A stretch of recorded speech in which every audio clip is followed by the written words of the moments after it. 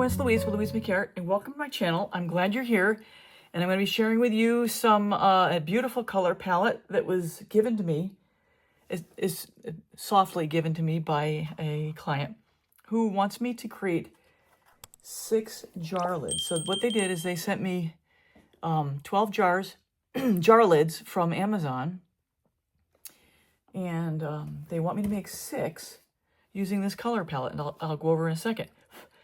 So jars are quite popular. They're such a simple thing that you can make custom that is a great idea for a gift. Apparently she's got some antique jars that this fits on that are from her family that are heirlooms, and she wants to have some beautiful custom jars to go on top, lids. So yeah, so here we go. I'm going to get started here. This is my pillow. This is the bloom technique, of course, again. And if you are interested in purchasing something from me, I have my email in the description. And I'm on Facebook as well. And I don't usually plug myself. And I actually feel a little uncomfortable about it. But I will create whatever you want. And I will make a custom piece to fit whatever you need. So yeah, so with that, that's my pillow. This, what I've got here, is a beautiful turquoise. It's Golden's turquoise with Treasure Gold's aqua, Treasure Gold's blue quartz. Treasure Gold's blue quartz. And also a little bit of Amsterdam's pearl turquoise.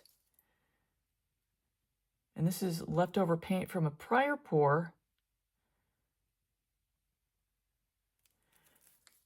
that I've reconstituted for this. So my last one, I had a little too much paint down, so I'm going to try to back off just a hair. So I got more than enough paint on here. I, by rights, probably shouldn't have the whole top covered, but I do at this point, so it's going to be that. I'm trying to back off. So this is Artilier's Diaxozy Purple with DecoArt's Extreme Sheen Amethyst. This is Golden's Iridescent Pearl with Prism Pours Chantilly Lace.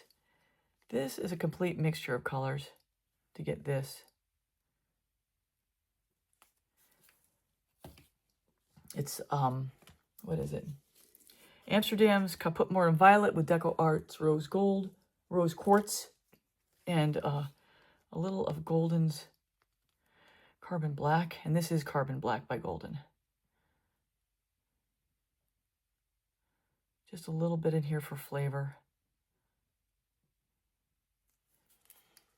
I've got my cell activator, my white. This is still Australian because I still have so much to use up. I don't want to waste this stuff. Titanium white. I do have my own cell activator that I use. It's video 141. I show the recipe and how I make it. It's American and it works like a champ. So, Australian here. Titanium white, oxide black, and this is a very quick blowout. So I usually talk through the blowout, and I blow straight down into the cell activator to get it to spread out in as much a circle as possible. And once I get that little circle in a ridge, I aim my blow at the ridge and blow it out toward the sides of whatever I'm working on. I have a really good video, 419, I'll link it above. It is the art of the blow, and it goes into a lot of details if you need help. I don't want to blow it over the edge, but I almost have no choice here because it's so small. This is the smallest lid I've ever poured on.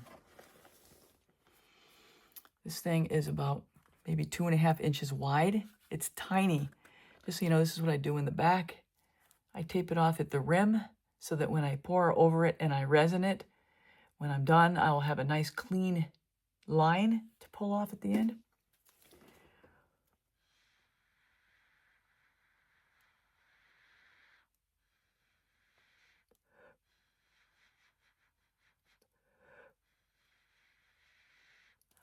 I just love how the cell activator is interacting with this color combination because when you look at the center cells, it almost looks like you're looking down into an abyss, like a pool abyss. It really looks three-dimensional. It is really crazy. I mean, I could get lost in looking at this thing. It's so cool.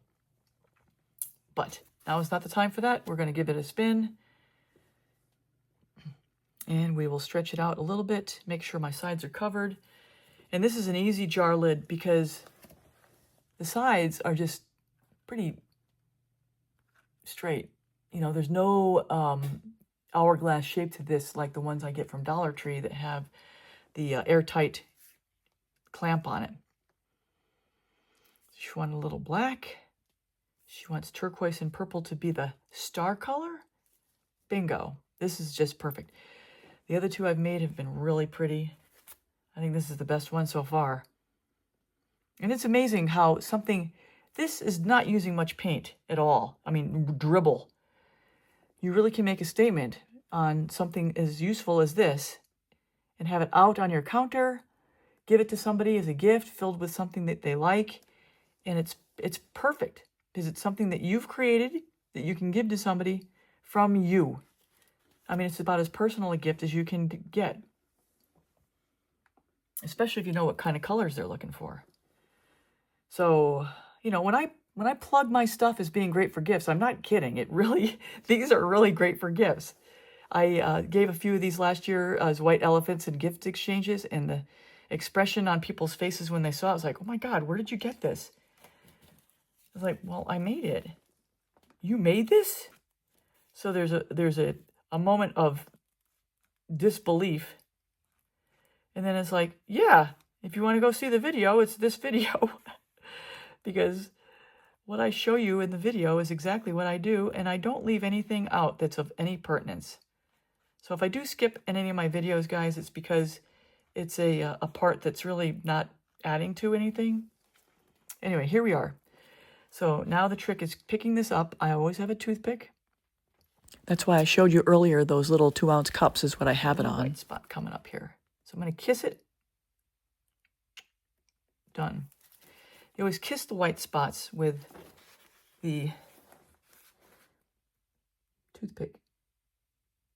Just kind of push it in, pull it out, and when you pull out the toothpick, the colors will suck together, and it gives you solid filled-in color. Yep. Okay, so let's pick this up. Toothpick. And here we go. I'm going to be very careful. There she is. Look at that. Beautiful. Put this to bed. I usually wait for something like this, about 5 or 7 days.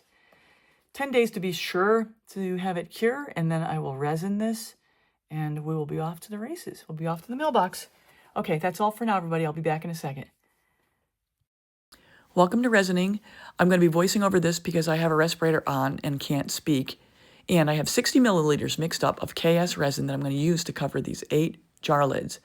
So what I do at first is I just go around and put a little bit on each lid, and I cover probably 80% of the top of the lid. And then I wait and see how it's going to spread. And I have 8 lids there. And I'm only going to do 6 to start with to make sure I've got enough to cover these 6 because these are going to be going in the mail together. So once I get them covered, then I get into the actual spreading out of the resin. And what's important is that you just spread it by, first of all, dabbing your finger in it and getting resin on it, and then rolling it over the edge. And I roll it over the edge across the whole circumference of the jar. And then I rub it in. And I'm rubbing it in very thoroughly to make sure I'm getting in all the little nooks and crannies, because this particular lid has a lot of little nooks, especially at the top. And this is all I do all the way around.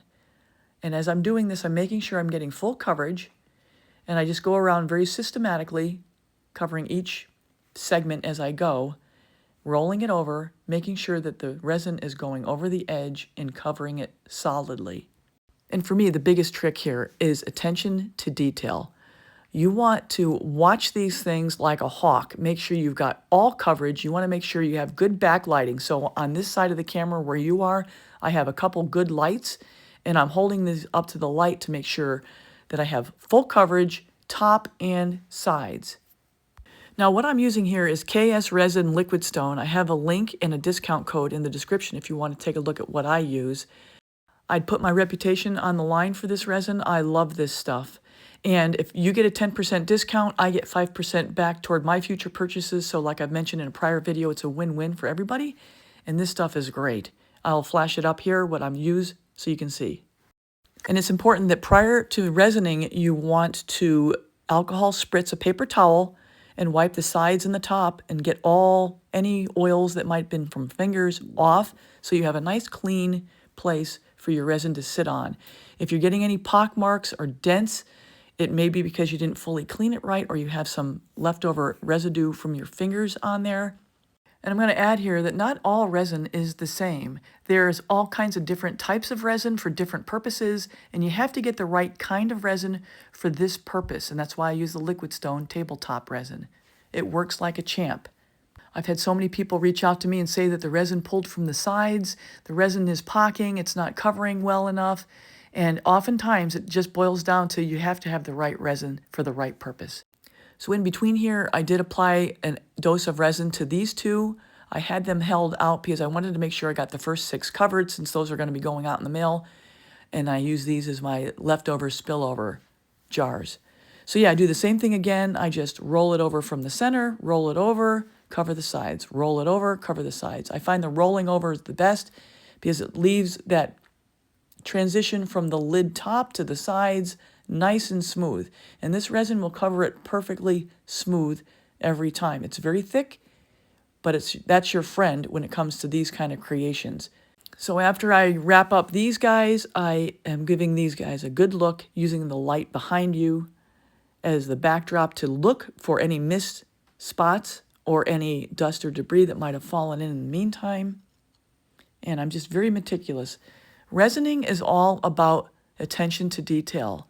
Really nothing else. You just have to be patient and attention to detail. So here I'm giving them a good look with the lighting behind. I pick up my torch and I'm going to give them a torch. And notice I'm not just torching the tops, I'm torching around the sides and the back to make sure that even the sides don't get any air bubbles. And you use the torch, the heat in the torch helps bring up the air bubbles so you don't get any air bubbles in it. The last thing you want is the next day you have a whole bunch of air bubbles and then you got to sand it down and redo it. But that is one good thing about resin, is that it is forgiving. If it doesn't turn out right the first time, you can always give it a soft sanding and then give it another layer of resin. So here I'm just showing you going all the way around. Once again, I do this torching process probably 3 to 5 times, depending on how many air bubbles I'm getting out during each torching session. So yeah, you just keep an eye on it. And as you're torching it, you're seeing how many air bubbles I'm getting out. And once you get no air bubbles, you're probably good to go. The other thing about torching is you don't want to get too close because it could start a fire, and you want to keep your torch moving. You don't want to be in one spot for very long. I did torch these about 5 times. It's about a 30-minute process in total. And then after that, I put them under a tent, and then I put them under an enclosure with a heat lamp. And then once I have that all set up, I put plastic over the top, and it is safe. I've never had a problem with the plastic. I'm back literally the next morning, the day after, and here we have the lids. I've already pulled off 2 of these. You can see how nice they came off. So let's get started here. So this is what I've got. Got it taped on the inside. First order of business is to get the tape. And I know you're not gonna be able to see all this, but I pull the tape out of the inside where I have it. Try to be more careful than that. I extract the piece of paper I have in there, pull it out, and that'll start loosening up the edges in here. Pull the tape down on the inside.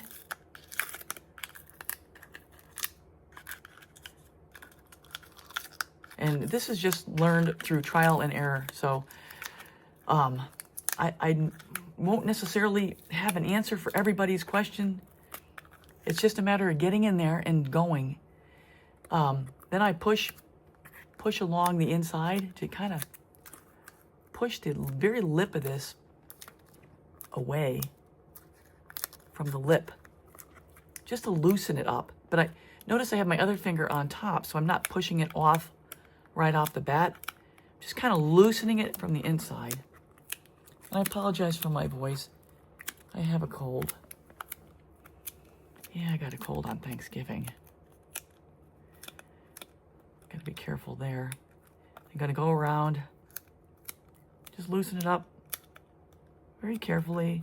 At this point, you don't want to be in any hurry because you're, you know, just about to the finish line. All right, and then I got my heat gun. So I'm gonna find a good place to cut into this and start an edge. So this one doesn't have a whole lot of resin on it, so I'm just gonna start right here. Cutting in, give it a heat gun.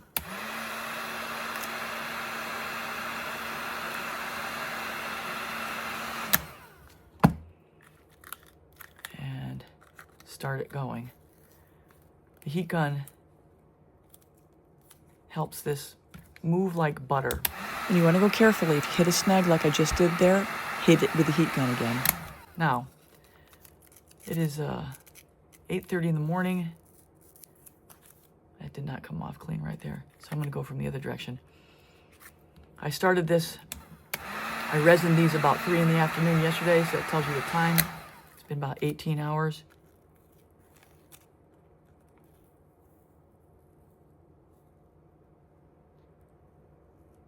Look at that. Here we go. I get the sunshine. That's it. So that's all there is to it.